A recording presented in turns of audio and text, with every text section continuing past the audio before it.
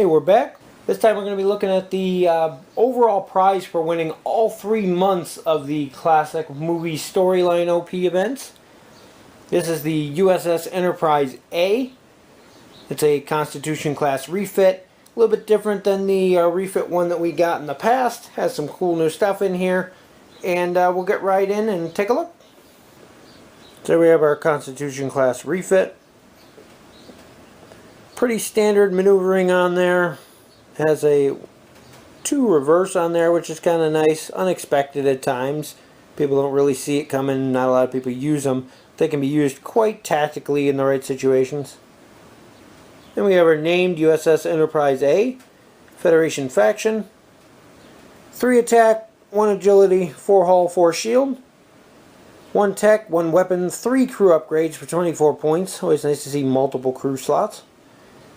Evasive, target lock, scan, and battle station for your actions.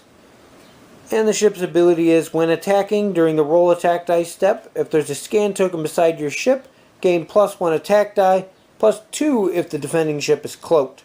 Very nice little ability on there. Gives another reason to take scan, boosting that main damage up to a 4, 5 if you're facing a cloaked ship, which is really nice for such a small ship, especially at only 24 points. So definitely a nice little ship there. Then we have our generic Constitution class refit.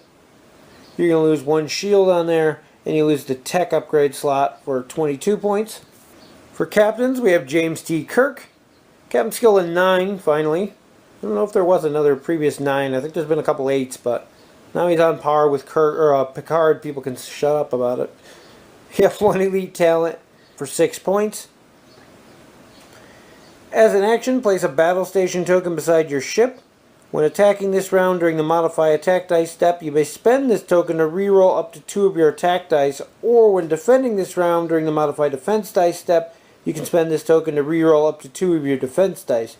You can still perform battle stations as a free action this round if possible, so you can still basically get yourself 2 battle station tokens. Use 1 for the reroll, 1 for the converting battle stations over. It's an interesting captain ability.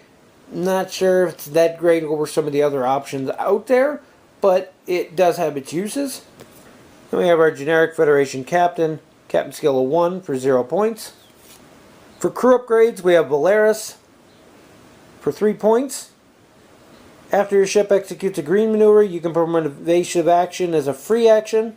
That's always nice to have. 3 points is not too bad.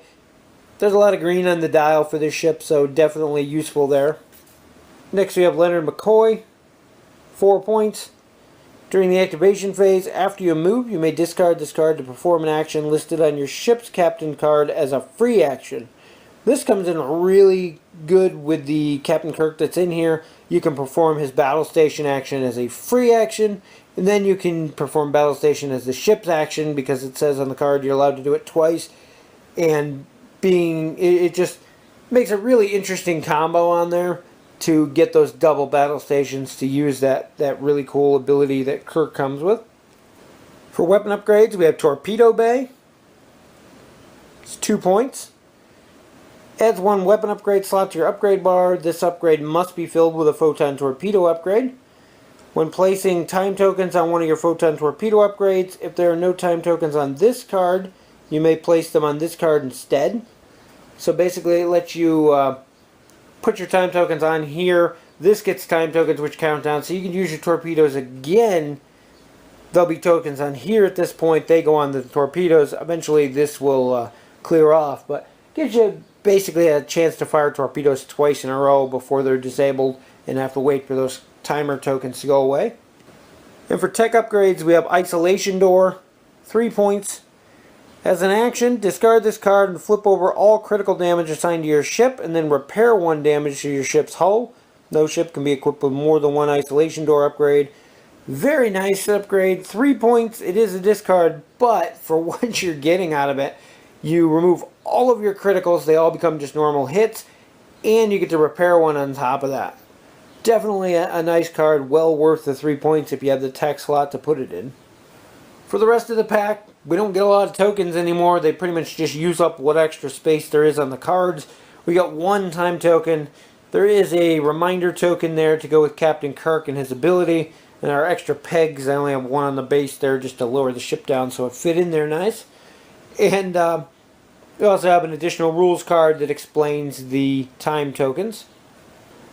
The ship model is pretty standard. It's the same refit that we've gotten before. This one actually has pretty straight nacelles. They were a little crooked on some of the other ones. The only real major difference here is that it's done in that silvery metallic paint that we've seen on all the Federation ships as of late, instead of the blue-gray. All sorts of paneling and things, though, that you can definitely paint in there if you're interested in that sort of thing. And the paint that is on there is actually in the lines, which is kind of nice compared to the normal junk they throw at us. And for our base, we have our named Enterprise A, 180-degree front arc, no rear arc. And the same on our refit generic class, 180-degree front, no rear.